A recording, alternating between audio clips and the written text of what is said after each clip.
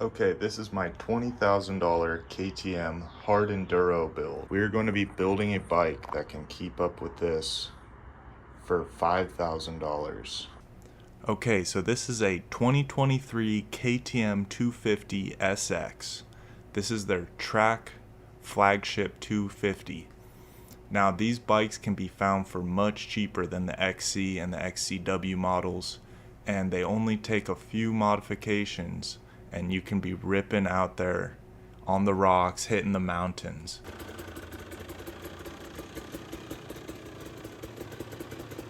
Okay, so this is the first lot of parts that we have. We're gonna call this Level 1 Hard Enduro. Now, to take any track bike off-road, we're gonna need a spark arrestor. That way we don't catch our BLM on fire. So we start with a spark arrestor. This is the cheapest way to get one on the bike. This is $120. And a Tusk X-ring chain and re-gearing. So the bike, it was already needed a new chain and sprocket, but for Hard Enduro we can drop down a couple teeth and get better low end. Now this bike already has amazing low end. This thing chugs. It doesn't chug the same as my 300, but it chugs, and we're gonna make it chug even harder with a flywheel weight. This is actually a clutch weight. I found this for $55. And when we're in the clutch, you always want to replace your clutch bushings or dampers. I found these from Tusk. These were $10. So to get this thing to chug, we're looking at $65. A little bit of protection now. This is just the bare minimum. I found this. We'll see how it works. This was only $25. That's going to protect the rear sprocket. And then we have your basic Skirby's skid plate. This thing was only $65. It's got a little linkage guard thing on there. So we're gonna run that. Now level 2 is gonna be a bigger gas tank and a smaller rear wheel. So the beauty of this thing is we can convert this basically in 20 minutes and take it to the track, or go take it up straight up a mountain, straight up the rocks. So we want to put a 18-inch rear with a moose and a gummy tire, and then we'll leave the 19 with taller gearing and a track tire. So you just swap the rear tire, adjust the clickers a little bit, maybe adjust the air pressure in the fork, and you can go take this thing out to the track and it'll be great. So basically that's all you need is to convert one of these things: a heavier flywheel, a spark arrestor, and a little bit of armor, and she'll chug up the mountain no problem. Now if you want to get crazy, like we were saying, you put a moose and a gummy and an 18-inch rear, and you just saved yourself $2,000 to $3,000. So to find a XC 250 on the used market, they're about $7,000 to $8,000. Now we picked this thing up. This is a 2023 SX 250, $3,700. Okay, the first part we're going to install is this spark arrestor. It's pretty simple. We just have to drill out these rivets, slide in this piece, bolt it together, bolt on the end cap with our little screen, put it back on.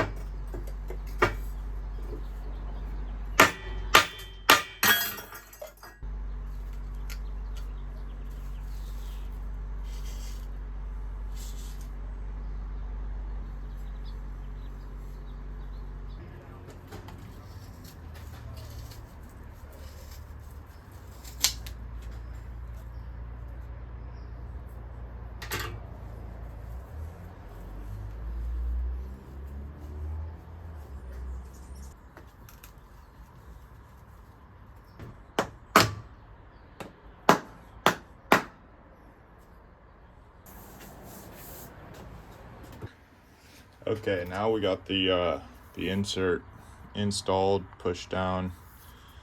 We're gonna start installing some of these Allen button heads, put a little Loctite on them.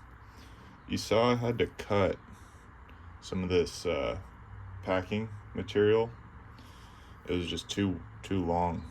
So I left everything loose. We're gonna install these one by one and keep them loose until we have everything installed. Pretty simple.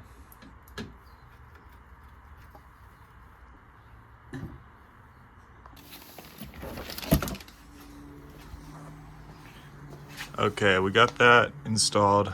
Looks pretty good. Now we've got this thing. It's kind of like a Temu chain guard.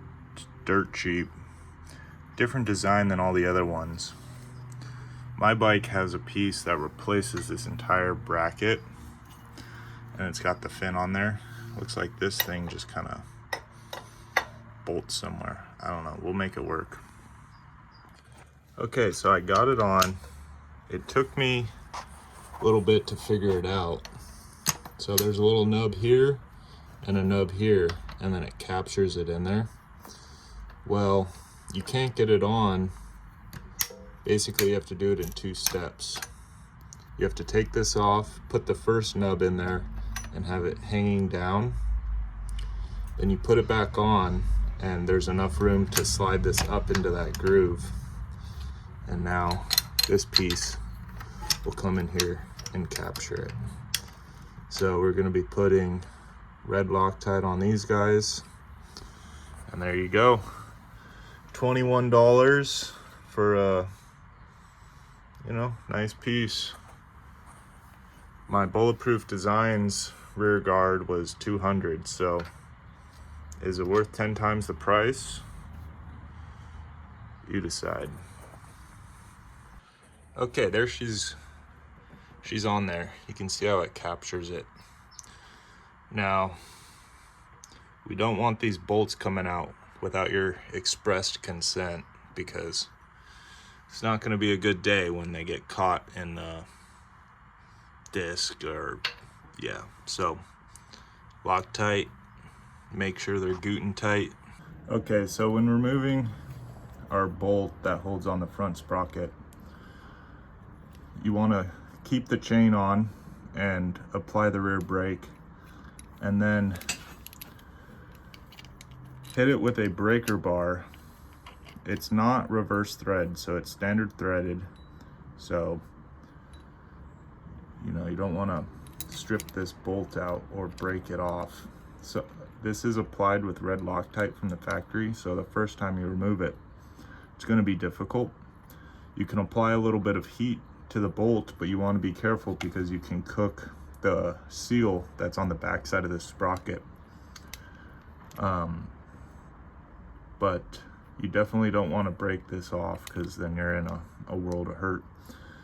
There's a cupped washer, so when you're reinstalling it, you make sure that the cup is applying tension to it, and then apply some Loctite and get it torqued down. So come back to you with the torque specs, but we're going to be removing the rear sprocket now as well and torquing it down. So I like taking an old Master Link and putting it in my riding bag, so that way if I break a chain on the trail, I have some way of fixing it. And it's small and lightweight, so don't have to carry a whole chain. So I find it a lot easier once you remove the chain and the bike's on a stand. You go through and loosen every one of these, and then you can take your impact and pop these bolts off. Makes it a lot easier, full access. Also, when the chain's off, is a perfect time to come and check all the spokes. It's nice and free spinning. Can true up your wheel. But enough chit chat. Okay, so this being a budget build, we have a steel sprocket. This is gonna way outlast an aluminum one. This was $20 25 bucks, quality, cheap. And then pony up a little bit extra for a Tusk X-Ring chain. It's gonna last off-road. So cheap sprocket, expensive chain. I mean, this really wasn't that expensive. It's like 75 bucks. But it's quality. X-Ring, it's gonna last on the trails. Gonna ditch this aluminum jobby. Real quick, we're gonna hit these on the wire wheel, clean up the threads a bit. That way our Loctite holds nice and strong. Nothing comes apart. Okay, make sure you always clean and lubricate your shaft before you stick it in. You don't want to dry dog it. Now we got the wheel back on there with them snugged up. We're gonna set the torque on the front and rear sprockets and cut our chain down to size.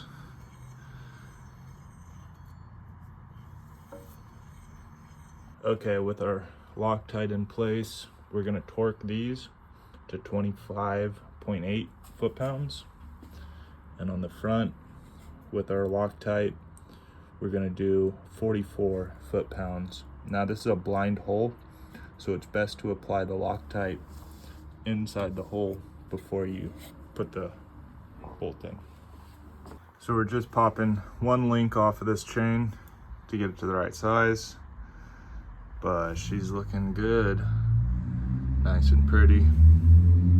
Okay, so with the bike on its side, we removed the clutch basket because on these KTMs, these clutch bushings wear out pretty fast. So while we're in here installing our weighted clutch flywheel, we're gonna remove and install these as a bit of maintenance. And you can tell that they're bad because this inner part turns. It should be completely firm. So we're gonna pull this apart and install these. There we go. You can see them in there. So these guys just pull out, and yeah, these have never been replaced. You can see all worn out, but come back to you when we're installing this. Okay, there's the flywheel weight in place. I cleaned up these threads and put a little bit of Loctite on them, and then did a cross pattern and torqued them by hand to feel. They're very small bolts. You do not want to strip these out, and it's all by feel. But that's gonna do it. Pretty simple. Put it back together, finish doing our skid plate, and we'll go rip the mountains. Well, I just put her back together, and I looked over on the bench, and we are, that's a very important part. So gotta pull it back apart. Oops. Yeah, these SX models are really slept on, and they sell for a lot cheaper than the XC or the XCW. You basically, you got to pay an XCW tax.